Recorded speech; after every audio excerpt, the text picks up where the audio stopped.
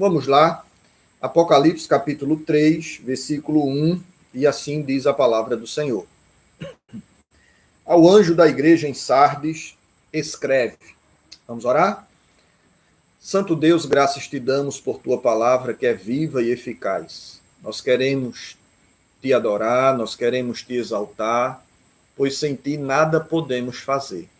Então vem, Senhor, ao nosso encontro, transforma o nosso coração, confronta o nosso comportamento, santifica, ó Deus, o nosso interior, pois sem ti nada podemos fazer. É assim, ó Pai, que eu te peço e te agradeço.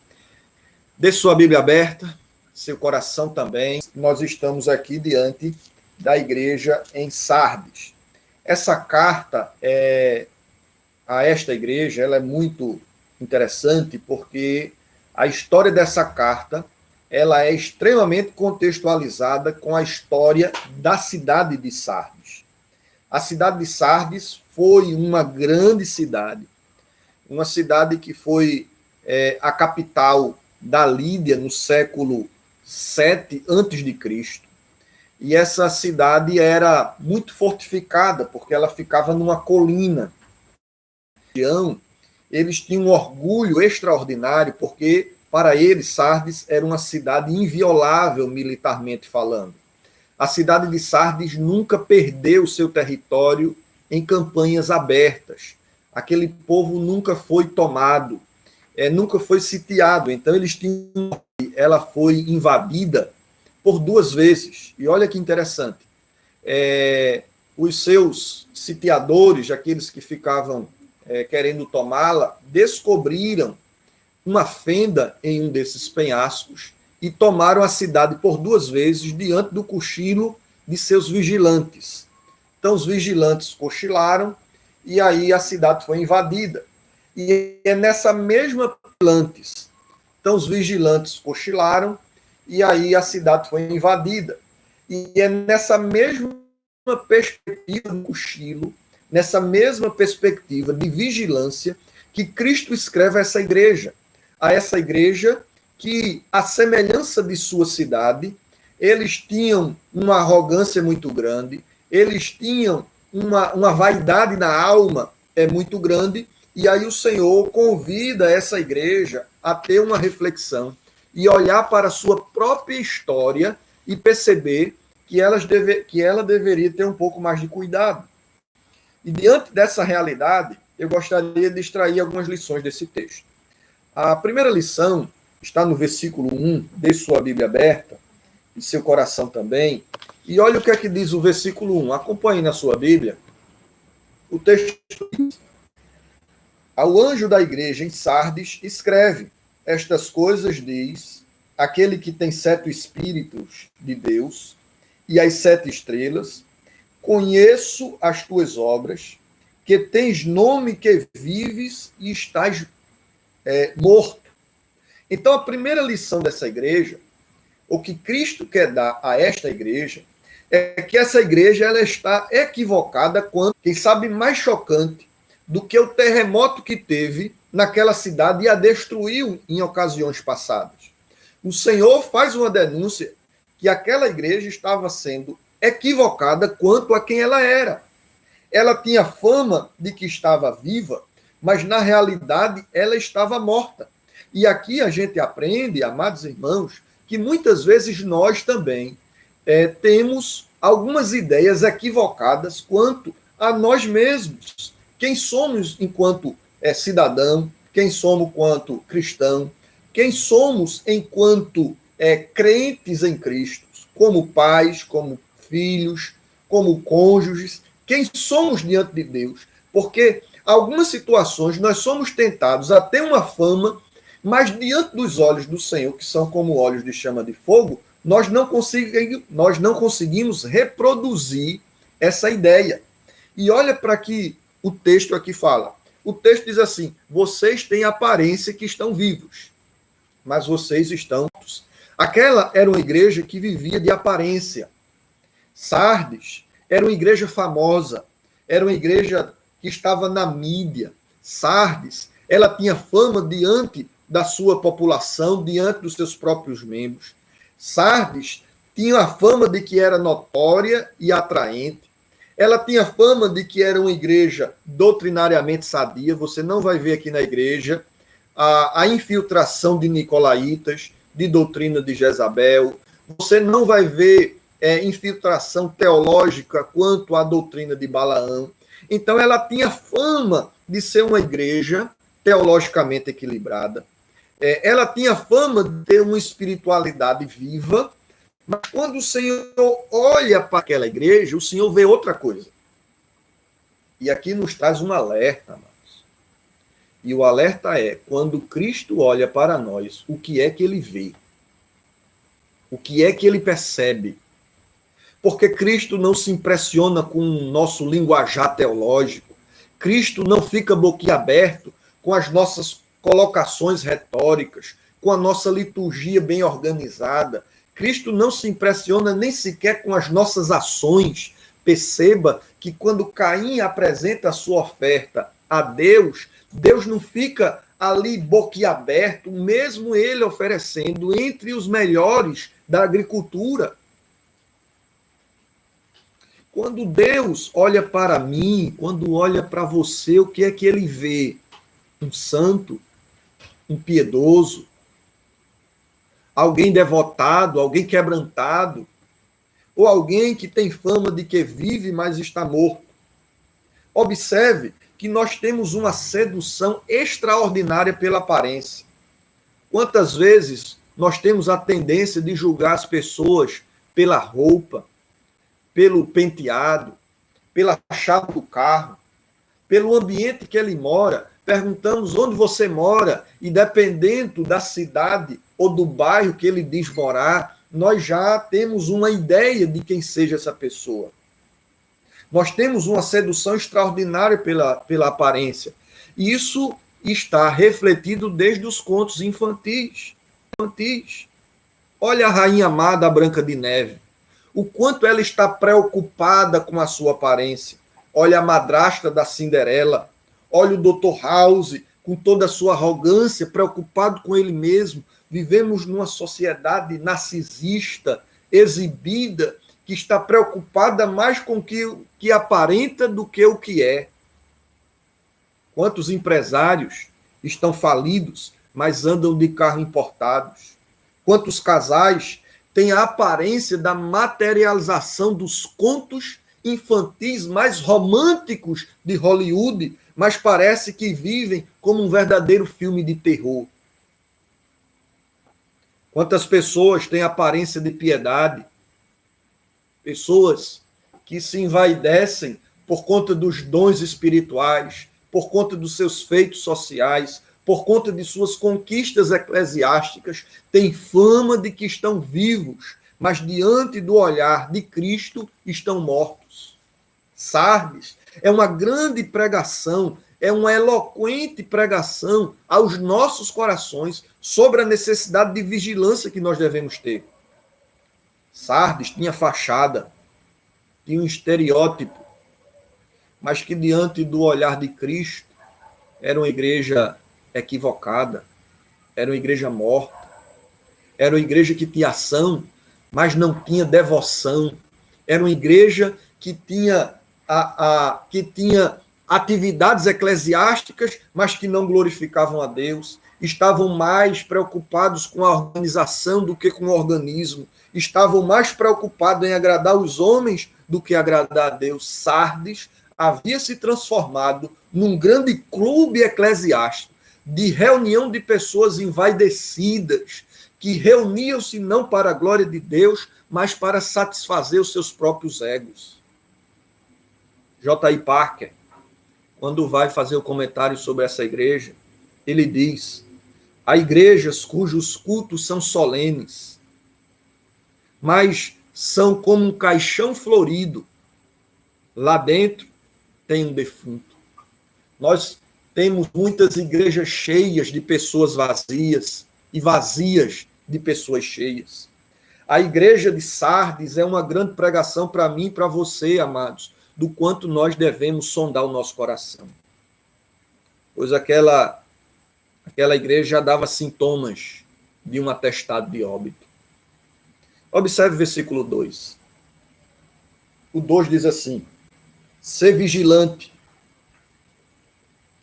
e consolida o resto que estava para morrer, porque não tenho achado íntegras as tuas obras na presença do meu Deus. Perceba, essa igreja é uma igreja atuante. O Senhor vê obras nela. O Senhor vê ação, o Senhor vê atividade social, o Senhor vê ações eclesiásticas. Não é uma igreja que está deitada em berço esplêndido. Não é uma igreja que está deitada numa rede, acompanhando as coisas de forma apática, distante. A Escritura diz que o Senhor vê a obra daquela igreja, mas que essas obras não têm sido vistas como o Senhor, como algo íntegro. Amados, o pecado é algo tão sutil, é algo tão sorrateiro, que pode se manifestar na vida de um prostituto, de uma prostituta, num bordel, como pode se manifestar na vida de um cantor, na vida de um pregador no púlpito da igreja.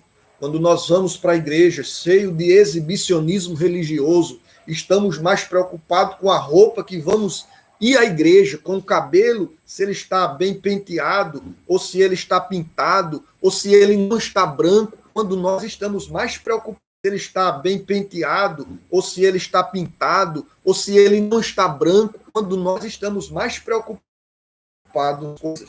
Nós devemos sondar o nosso coração que nós estamos à beira de sermos recebidos na membresia da igreja de Sardes. O Senhor diz, vocês têm trabalhado, mas esse trabalho não é íntegro. Esse trabalho não é puro. Esse trabalho não tem sido agradável aos meus olhos, diz o Senhor. Esses crentes, isso desagrada a Deus. Esses crentes tinham uma vida ambígua. No dia do Senhor celebram ao Senhor, mas na segunda-feira celebram a eles mesmos, as vaidades de seus corações, a concupiscência da carne, a soberba da vida, é o que atrai essas pessoas. E o Senhor está delatando a sua noiva e dizendo assim, eu estou achando que a obra de vocês não está valendo de nada, porque ela não é pura. E aí, quais são os sintomas de alguém que está nesse estado? O primeiro deles é que crentes assim são crentes que têm uma vida dupla. Eles trabalham, mas apenas sobre as luzes da ribalta. Eles querem trabalhar, mas a fonte do seu trabalho, a motivação do seu trabalho, são a exibição deles mesmos, a vaidade deles mesmos. E isso é uma tragédia para a fé. Eles não promovem o nome de Cristo, mas os seus próprios nomes. É o nome da igreja e não o nome de Cristo. É o seu próprio nome e não o nome do Cordeiro. Eles buscam a sua própria glória. Eles honram a Deus de lábios, mas o coração está longe do Senhor. Seus cultos são solenes, mas são vazios. Seus cultos são cheios de pessoas, mas vazias da graça. Dizem que amam a Cristo, mas pecam contra Cristo deliberadamente. São seguidores de Caim, que ofertam a Deus, mas o coração está longe de Deus. São seguidores de Ananias e Safira, que mesmo fazendo as obras, o coração está distante de Cristo. E o Senhor diz assim, Ananias e Safira, porque Satanás encheu o seu coração. Estamos à beira do atestado de óbito, quando acontece o versículo 4. Olhe para a sua Bíblia, o versículo 4, Apocalipse 3:4, a Bíblia diz: as suas vestiduras e andarão de branco junto comigo, pois são dignas. Uma outra evidência de uma igreja fria espiritualmente, de uma igreja larga. O mundanismo mata a igreja mais do que a perseguição.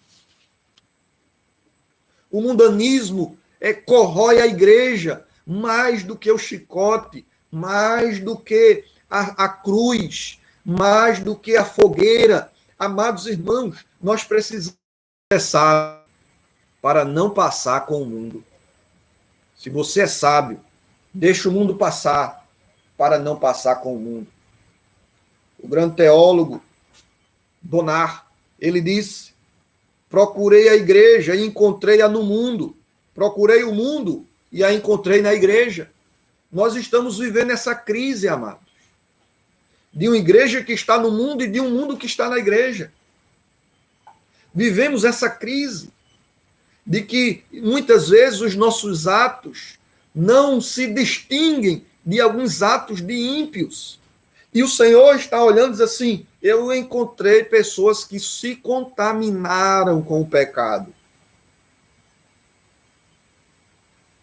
Alguém já disse: e quem se casar com o espírito deste mundo, achar-se-á viúvo no mundo vindouro. Quem se casar com o mundanismo se encontrará viúvo diante do mundo vindouro em Cristo. Portanto, meus amados, o Senhor nos traz uma segunda lição desse texto. É que a igreja é convocada ao arrependimento.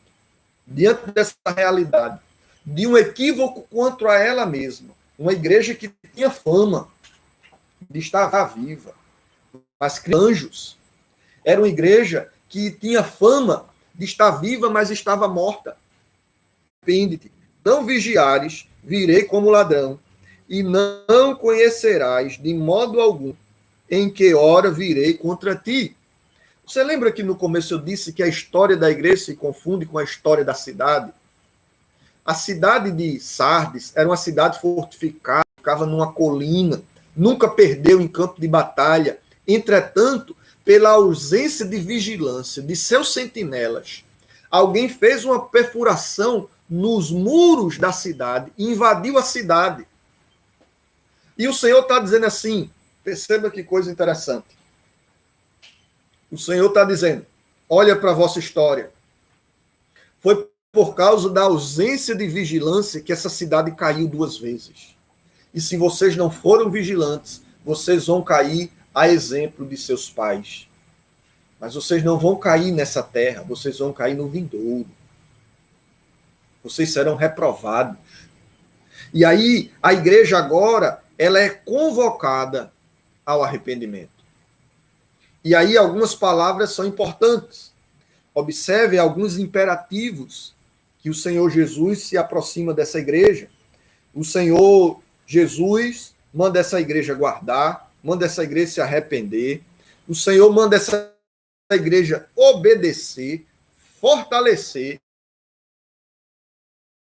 Se você tem postergado, tem adiado o exercício da misericórdia, da graça e do arrependimento, eu quero convidar você a fazer o que o Senhor orientou à igreja em Sardes. E a primeira coisa que nós devemos fazer para voltar ao caminho é voltar com urgência à palavra de Deus. E ouvido. O que é que o Senhor está convidando, está chamando essa igreja a fazer? O Senhor está dizendo assim: volte à palavra. Volte aos ensinos. E ao voltar à palavra, esses crentes deveriam observar 3 coisas. Primeiro, eles devem se lembrar. Isso aqui não é uma dica, é um imperativo. O tempo verbal aqui está num presente imperativo, ou seja, não é lembrar e esquecer, é lembrar e continuar lembrado da palavra de Cristo. E o Senhor está dizendo assim: se lembre. Volte e recorde a mensagem. Volte e recorde os oráculos de Deus. Volte e recorde a mensagem do Evangelho, pois só assim vocês terão vida. Existem muitos crentes que têm fama que estão vivos, mas estão mortos. E eles estão tão mortos, eles estão tão adoecidos, que eles nem percebem o seu estado.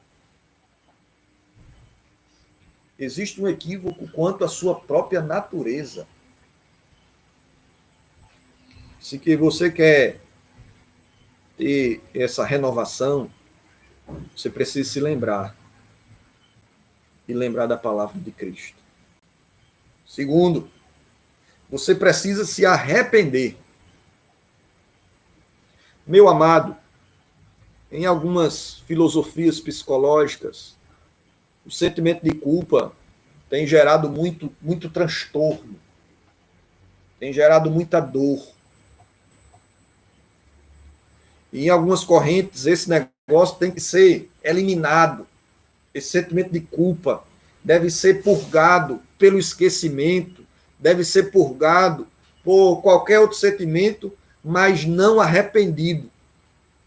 O Senhor chama essa igreja numa ação, num tempo verbal que chamamos de auristo imperativo, ou seja, numa ação completa, não é se arrepender pela metade, é se arrepender de todos os pecados, é se arrepender dos equívocos que nos levaram a essa vida morna, a essa vida distante da graça e da presença do Senhor. O Senhor arrependam. E depois, uma outra palavra aqui que é importante, nesse ato de retorno, é que o Senhor orienta essa igreja a guardar. Olha o que é que diz o versículo 3. Lembra-te, pois, do que tens recebido e ouvido, e o que é que faz? Guarda. Guarda o que você ouviu, guarda o que você aprendeu. Meus amados, muitas vezes nós somos colecionadores por natureza. Tem gente que coleciona figurinha, tem gente que coleciona boneca, tem gente que coleciona tampinha, tem gente que coleciona moeda, cédulas, coisas antigas.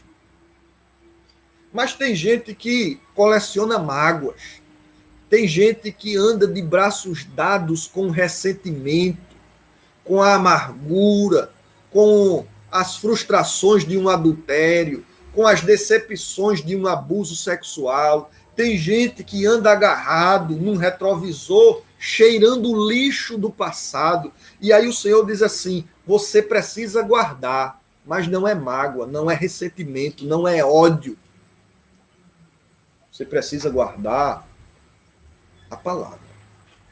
Isso aqui a gente só se lembra do Salmo 119, versículo 11. Escondi a tua palavra no meu coração para não pecar contra ti. O que você precisa guardar é a Bíblia. O que você precisa gravar é a mensagem de Deus. São essas coisas que você precisa guardar no seu coração. Porque somente guardando estas coisas você voltará a ter vida. Essa é a mensagem para Sardes. Mas o versículo 2 nos ensina uma outra coisa. Além de um retorno urgente à palavra, nós precisamos também de uma outra coisinha. Versículo 2, nós precisamos de vigilância espiritual. O grande intérprete puritano chamado William Gurnall, ao redor de seus sentimentos, eles são os campos de pouso de Satanás, especialmente os olhos e os ouvidos. Coloque uma proteção forte nos seus olhos e nos seus ouvidos. Charles Spurgeon disse que todo pastor precisa ser cego de um olho e surdo de um ouvido. Eu acho que todo crente precisa ser cego de um olho e surdo de um ouvido. Você precisa vigiar os seus olhos. Você precisa vigiar os seus ouvidos. Meus amados, nesse momento de isolamento social, você precisa guardar os seus olhos, os seus ouvidos, de notícias, de acontecimentos. Se essas coisas perturbam a sua alma, se descole dessas coisas. Você precisa ser vigilante quanto àquilo que tem lhe distanciado do Cordeiro. Portanto, fuja de lugares que não glorificam a Deus. Fuja de situações embaraçosas. Corra de pessoas impiedosas que lhe convidam ao pecado. Tenham cuidado com companhias, com amizades, com colegas, com situações e com locais. Seja vigilante. Alguns membros da igreja de Sardes, eles eram sonolentos quanto à vigilância, e por conta disso, eles abandonaram as primeiras obras.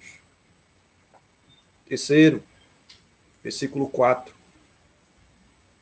Tens, contudo, em Sardes, umas poucas pessoas que não contaminaram as suas vestiduras e andarão de branco junto comigo. Ou seja, se você quer voltar a Cristo, quer ter uma vida renovada, você precisa voltar à palavra, você precisa ser vigilante e você precisa voltar a uma vida santa. A Bíblia diz, sem santidade não veremos a Deus. Meu amado, sonde o seu coração. Veja como está seu procedimento diante de Deus. Como é o seu comportamento nos locais secretos. Qual é o seu procedimento nos ambientes que ninguém vê. Como anda seu coração. O que tem arquivado no seu computador. O que está guardado no seu HD. O que está escondido dentro da sua casa. Que remete a uma vida impiedosa. Isso nós precisamos, meus irmãos, no nome de Cristo Jesus, buscar uma vida santa e piedosa diante de Cristo. Porque muitos têm uma aparência de santidade. Por isso que alguém já disse, alguém pode ter a língua de um anjo e um coração de um demônio. O Senhor chama aquela igreja a voltar a obras íntegras. Então acorde. Então tenha força para abandonar o pecado. Irmãos, o abandono do pecado não é algo progressivo. Eu vou fazer primeiro isso, depois eu faço aquilo outro. Você não abandona as consequências de seus atos. Se você não ter vergonha de praticar o pecado, não tenha vergonha de confessá-lo, não tenha vergonha de se arrepender, porque a verdadeira vida cristã não está numa vida dúbia, está em reconhecermos as nossas falhas e corrermos aos pés de Cristo, dizendo, Senhor, tem misericórdia de mim, que sou pecador. Em último lugar, versículo 5. Ao vencedor será assim vestido de vestiduras brancas, e de modo algum apagarei o seu nome do livro da vida. Pelo contrário, confessarei o seu nome diante de meu Pai e diante de seus santos anjos. A terceira lição é que mesmo essa igreja, sendo quem era, uma igreja de aparência, uma igreja de fachada, você pintar uma bomba d'água não torna água pura. O Senhor se mostra para aquela igreja como aquele que ainda ama, como aquele que ainda faz promessas, como aquele que ainda proporciona um momento de arrependimento, um momento de graça e de misericórdia. Deus olha para aquela igreja dizendo assim, eu ainda amo vocês do jeito que vocês são. Agora mudem. Agora busquem uma transformação. Agora se arrependam dos seus maus caminhos e dos seus pecados. Porque ao vencedor, e aí ele faz as promessas. E que promessas são essas? A primeira delas, versículo 4. E o versículo 4 diz assim, aqueles poucos, aquelas poucas pessoas que não se contaminaram as suas vestiduras e andarão de branco comigo, pois são dignas. A primeira promessa que o Senhor faz para esse povo é que aqueles que se arrependerem, aqueles que voltarem à Escritura, aqueles que vigiarem o seu coração, aqueles que alvejarem no sangue de Cristo as suas roupas, o que é que eles vão ter em benefícios? eles vão andar com Cristo, com roupas alvas. Alguns intérpretes dizem aqui que essas roupas brancas pode ser a ressurreição do corpo. Mas eu prefiro a interpretação do George Led, que ele diz que aqui o que o Senhor está prometendo é que aos vencedores eles se tornarão puros e eles estarão com Cristo no seu reino messiânico. A ideia aqui que o Senhor promete à sua noiva que ele vai andar com ela. E vai andar com ela como? Versículo 5. O versículo 5 diz que ao vencedor será assim vestido de vestiduras brancas. O que é que o Senhor está prometendo? O Senhor está prometendo que ele nos livrará de todas as amarras. Nós estaremos com ele. E nós estaremos desprovidos de toda essa natureza pecaminosa presente. Isso é maravilhoso, irmãos. A Escritura diz: não apagarei o seu nome do livro. Pelo contrário, confessarei o seu nome diante de meu Pai e diante dos seus santos anjos. Meus irmãos, você percebe quanto isso aqui é lindo?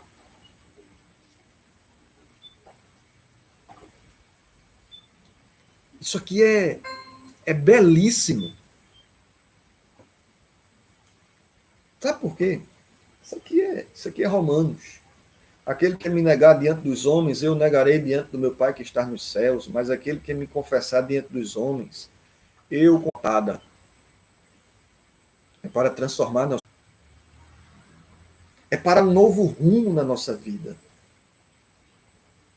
A Escritura diz que quem tem ouvidos, escute.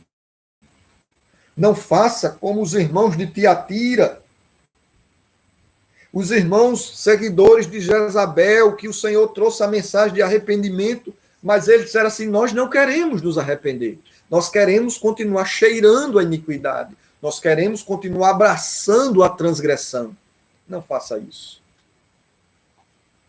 Se você tem ouvido, escute o que o Espírito diz à igreja. E o que é que o Espírito diz? Volte à palavra. O que é que o Espírito diz? Se arrependa.